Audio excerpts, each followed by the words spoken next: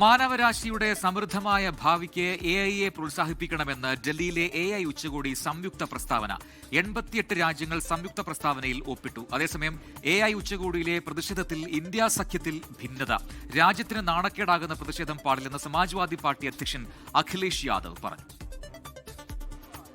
മനുഷ്യരാശിക്ക് ഗുണം ലഭിക്കുമ്പോൾ മാത്രമേ AI വാഗ്ദാനങ്ങൾ യാഥാർത്ഥ്യമാകൂവെന്ന സന്ദേശം നൽകിക്കൊണ്ടാണ് ഡൽഹിയിൽ ചേർന്ന 5 ദിവസത്തെ ഉച്ചകോടി സമാപിച്ചത്.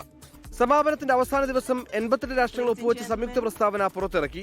സുരക്ഷിതവും വിശ്വസനീയവുമായ AI പ്രോത്സാഹിപ്പിക്കും, സാമ്പത്തിക വളർച്ചയുടെ പ്രധാന ചാലകശക്തിയായി AI മാറ്റും തുടങ്ങിയവയാണ് പ്രഖ്യാപനങ്ങൾ. അതേസമയം AI ഉച്ചകോടിയിലെ യൂത്ത് കോൺഗ്രസ് പ്രതിഷേധത്തിനെതിരെ സമാജ്വാദി പാർട്ടി അധ്യക്ഷൻ അഖിലേഷ് യാദവ് രംഗത്ത് വന്നു. രാജ്യത്തിന് നാണക്കേടുണ്ടാക്കുന്ന പ്രതിഷേധം ഒഴിവാക്കണമെന്നായിരുന്നു അഖിലേഷിന്റെ പ്രതികരണം. അതിനിടെ ഉച്ചകോടിയിലെ പ്രകടനത്തിന്റെ പശ്ചാത്തലത്തിൽ കോൺഗ്രസിനെതിരെ BJP രാജ്യവ്യാപകമായ പ്രതിഷേധം കടുപ്പിക്കുകയാണ്.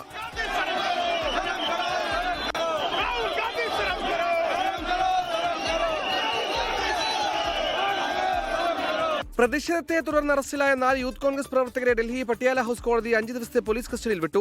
നേപ്പാളിലെ ജൻസി പ്രക്ഷോഭത്തിൽ നിന്ന് പ്രചോദനം ഉൾക്കൊണ്ട് നടത്തിയ പ്രതിഷേധമെന്ന് പോലീസ് കോടതിയിൽ ആരോപിച്ചു.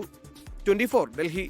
ലോകത്തെവിടെയായാലും ഏത് സമയത്തും 24 വാർത്തകളും ഓഗ്മെന്റഡ് റിയാലിറ്റി പാക്കേജുകളും എക്സ്പ്ലെയിനറുകളും വിശദമായി കാണാൻ ഞങ്ങളുടെ യൂട്യൂബ് ചാനൽ നിങ്ങൾക്ക് സബ്സ്ക്രൈബ് ചെയ്യാം.